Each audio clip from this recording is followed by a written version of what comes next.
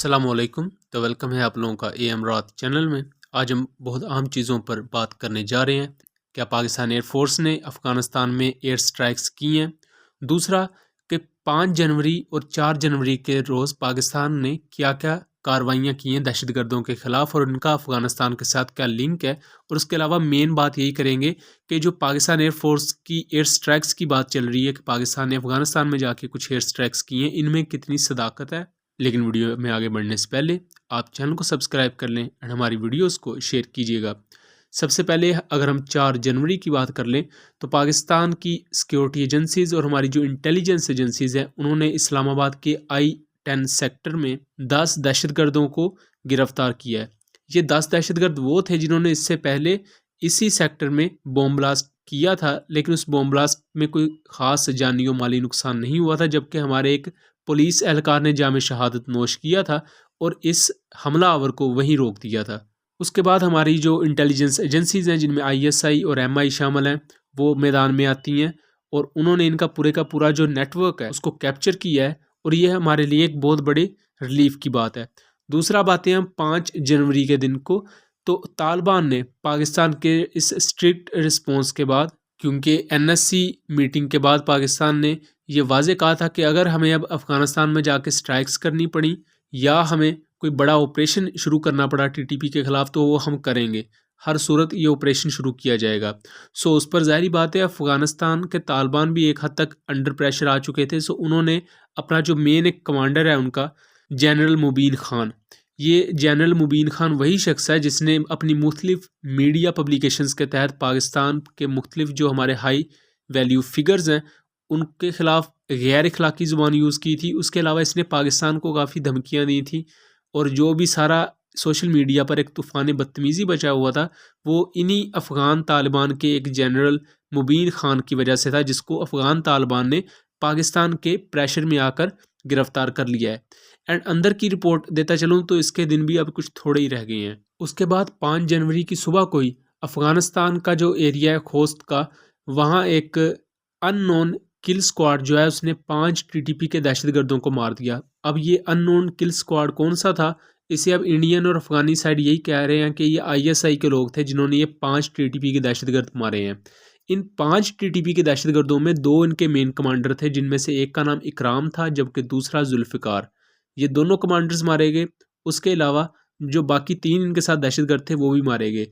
और उससे बड़ी जो एक दुख की बात है वो ये है कि ये जो 5 दहशतगर्द थे, हालांकि इवन अफ़गान तालिबान भी ये कहते हैं कि जो TTP के लोग हैं ये दहशतगर्द हैं, उसके बावजूद ये पांचों दहशतगर्द एक अफ़गान तालिबान के कमांडर हफीज़ुल्लाह के घर पनाह लिए हुए थे। अब यहाँ ये कितनी बड़ी ये एक लैक ऑफ ओबीडियंस है कि जब आपकी बड़ी कमांड आपको ये कह रही है कि ये एक ख़ास तंजीम दहशतगर्द है, उसके बावजूद आपके कमांडर्स ही उसी दहशतगर्द तंजीम के लोगों को अपने घरों में पनाह दे के बैठे हुए हैं। सो यहाँ ज़ाहिरी बात है पाकिस्तान ने वाज़े तौर पर यह कहा था कि अगर आप इनके ख़िलाफ़ कोई स्ट्रिक्ट एक्शन नहीं लेंगे तो हम आपकी बैंड बजा सकते हैं। सो उसी के डर में फिर तालिबान ने अपना जो जनरल मुबीन ख़ान था उसको गिरफ़्तार किया। उसी के साथ साथ ये 5 दहशतगर्द 5 जनवरी की सुबह मारे जाते हैं और 5 जनवरी को ही पाकिस्तान आर्म्ड फोर्सेस ने एक बड़ा इंटेलिजेंस बेस्ड ऑपरेशन किया है साउथ वज़ीरिस्तान में। तनाई का एरिया है, इसमें 11 TTP दहशतगर्द मारे गए हैं और इनका जो मेन कमांडर था हफीज़ुल्लाह इलियास और उसके अलावा दूसरा भी इनका कमांडर तूर हाफिज़ या तूर खान ये भी मारा गया है। इनके 2 कमांडर और टोटल 11 दहशतगर्द मारे गए। जबकि 5 जनवरी की बात ही की जाए तो 11 दहशतगर्द पाकिस्तान ने साउथ वज़ीरिस्तान में यानी KPK के एरिया में जहन्नम वासिल किए हैं, जबकि 5 हाई वैल्यू टारगेट्स TTP के वो अफ़गानिस्तान में खोस्त के एरिया में मारे हुए। सो टोटल 16 दहशतगर्दों का खात्मा हुआ है। अब आते हैं हम मेन मुद्दे की तरफ कि पाकिस्तान एयरफोर्स ने कोई एरियल स्ट्राइक की है अफ़गानिस्तान के अंदर जाके।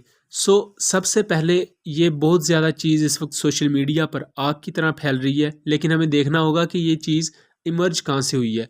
तो ये आप स्क्रीनशॉट देख सकते हैं, ये अफ़गान मीडिया का एक आउटलेट है जिसने सबसे पहले ये खबर दी कि 5 जनवरी को पाकिस्तान एयरफोर्स के फाइटर एयरक्राफ्ट ने बॉम्बिंग की है अफ़गानिस्तान के एक एरिया में और वहाँ टेररिस्ट ऑर्गेनाइजेशन के लोग हैं या मिलिटेंट्स हैं, उनको काफ़ी ज़्यादा नुकसान पहुँचा है।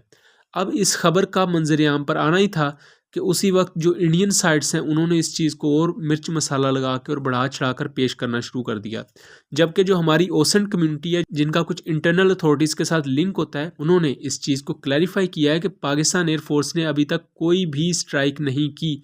सो ये जो पाकिस्तान एयरफोर्स की स्ट्राइक वाला कट्टा खोला गया है ये बिल्कुल झूठ है और इसमें कोई सदाकत नहीं है, जबकि इसे एक गैर मारूफ अफ़गानिस्तान के मीडिया आउटलेट ने सबसे पहले इशारा किया है। उसके अलावा ना तो अफ़गान तालिबान ने इसको कंफर्म किया है और ना ही किसी पाकिस्तानी अथॉरिटी ने इसको कंफर्म किया है। सो इस बारे में मोहतात रहिए, इस तरह की काफ़ी और भी गलत खबरें फैलाई जा रही हैं।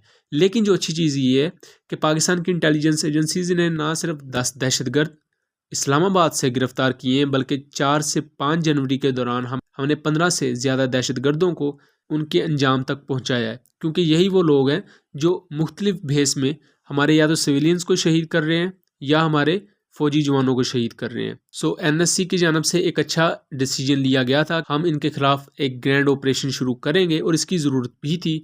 और एयर स्ट्राइक से रिलेटेड जो चीज़ है वो हमारी हायर कमांड के पास है, अगर वो बेहतर समझेंगे तो वो एयर स्ट्राइक्स भी करेंगे, इसमें कोई भी दो राय वाली बात नहीं होनी चाहिए।